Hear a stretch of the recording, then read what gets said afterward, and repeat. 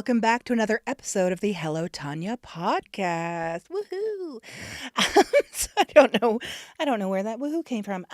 This podcast is where I share tips, tricks, tools, exercises, concepts, frameworks, lessons from seeing a spiritual healer for the last 3 years. I'm sharing things that I found really helpful, and I hope that they help you too. If this is your first time here, welcome. I recommend starting from the very beginning because we're kind of like working through things chronologically-ish and we're kind of building upon them. If it's not your first time here, welcome back. Episode 7. I hope that you have been adding a little bit of vitamin N to your life, not taking things personally, and having no expectations. How is that going? I know it's not easy. I know it's not easy. If you have or haven't tried any of these exercises yet, I'm still glad that you're here with me, and I'm so proud of you. Thanks for taking the time to have a little peaceful moment with me, whether you're making breakfast, doing your chores, putting away your laundry, or heading off to sleep. So, episode 7, I thought we could talk about the 7 cardinal rules of life as shared by Lika, my spiritual healer. So, fairly early on in a session with Lika, she asked me, "Have I told you about the 7 cardinal rules of life?" I was like, "No." She would often drop new concepts, exercises, affirmations, or homework in this way. It caught me off guard every time, but it kind of makes sense because, Lika sees upwards of like 30 clients a week, and every single person is at a different stage of their journey. So every so often she'll be like, "Have I told you this?" Sometimes she alludes to courses and conferences, so sometimes these concepts are new to her as well. So I changed the pen color, started a new page, and prepared to write them down. Like I said, as it's episode 7, I thought it fitting to at least introduce this, but I'll just share the first 3.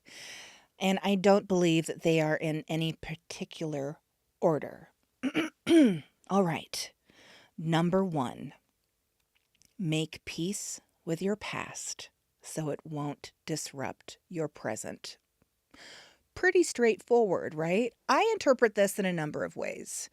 Making peace with your past self, with your past behaviors, past relationships, or past patterns. Lika's shared quite a few bits about the past. The one that she's repeated to me the most has been, "The past is an illusion," which at first I was like, huh? But she's right. The past has already happened. It can be tainted, discolored, often rose tinted, viewed upon with bias, whether it's with nostalgia or pain. I thought of my precious rock collection of trauma that I used to carry around and refer to, that I talked about last episode. Almost using that, my past, to define my present. I was my pain. My pain defined me, identified me, the benchmark of how I'd been treated so terribly. Sometimes ruminating on certain situations is like picking at an open wound or tonguing a sore in your mouth, a scab on the back of your head, or squeezing that zit. It kind of feels good at the time. You know you probably shouldn't do it, and it's kind of turned into a habit. I used to define myself by my hurt and lead with it, regaling the shocking tale of, now I'm using this as an example here. I am not doing this right now, but anyway, I used to define myself by my hurt and lead with it, regaling the shocking tale of how I discovered my ex had been cheating on me the entire 8 years of our relationship. Now, I kind of lost myself in the telling of it. Like, I like weirdly found comfort in everyone's shocked reactions. I realize now, of course, I had not been processing it properly. The theatrics of sharing the events, taking precedence over actually processing what happened. Like, look, everyone, look at how terribly I'd been treated. I'd perfected the story to a T, though, like, I had everyone hooked. So much so that a former friend tried to talk me into giving her story and turn it into a theater show. Crazy. Um, every time I told that story, I felt further and further away from being the one that it had happened to. All that being said, by all means, feel everything. Take your time to process. Let your emotions ebb and flow, but know that your past does not define you, even though it feels like it does. It does not. You will move on, and it does get better. By saying the past is an illusion does not invalidate any trauma that you've experienced.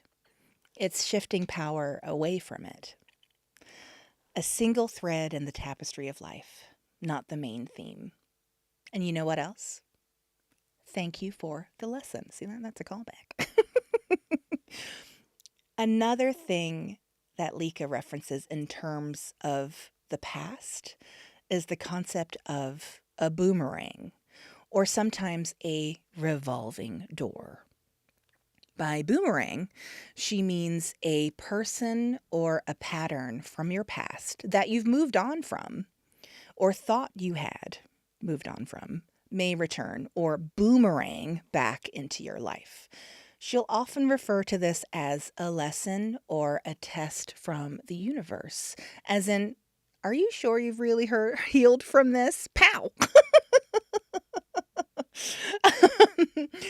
Or say, this person has returned. How will you navigate this? Like, oh, you think you're good? What about this? Pow! I've been hit with my fair share of boomerangs, and it is humbling, to say the least. A lesson I feel almost doomed to repeat is letting people take advantage of me.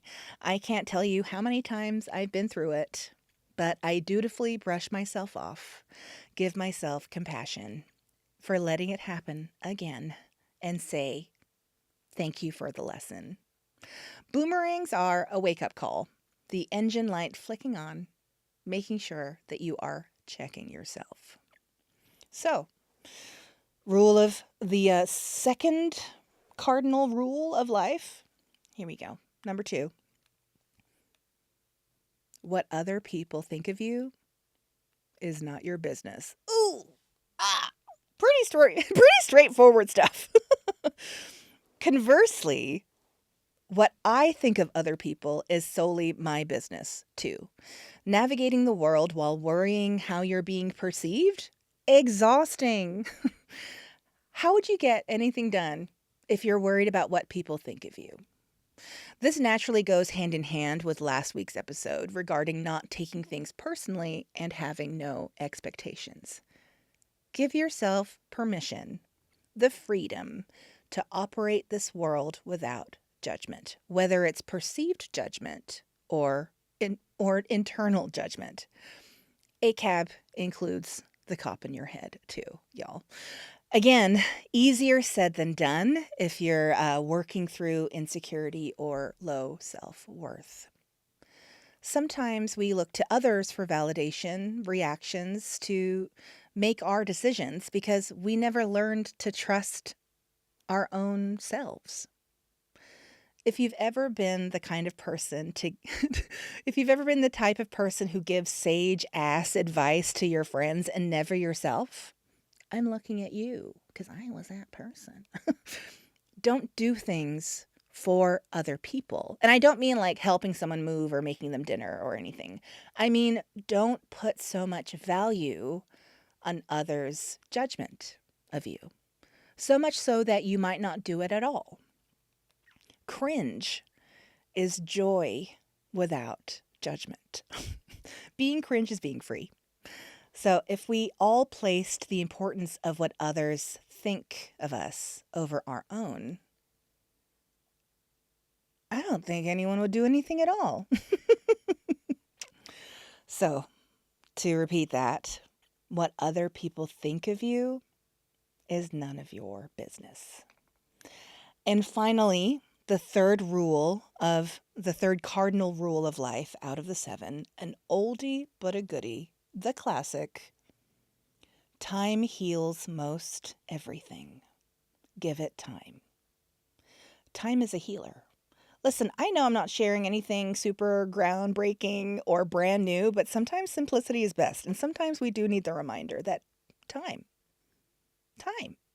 does heal most things. So sometimes we do have to remind ourselves of the fundamentals. I do think this one should come with a caveat, though. Time does heal most everything. Yes, give it time, but only if you give it space. Let it become the past.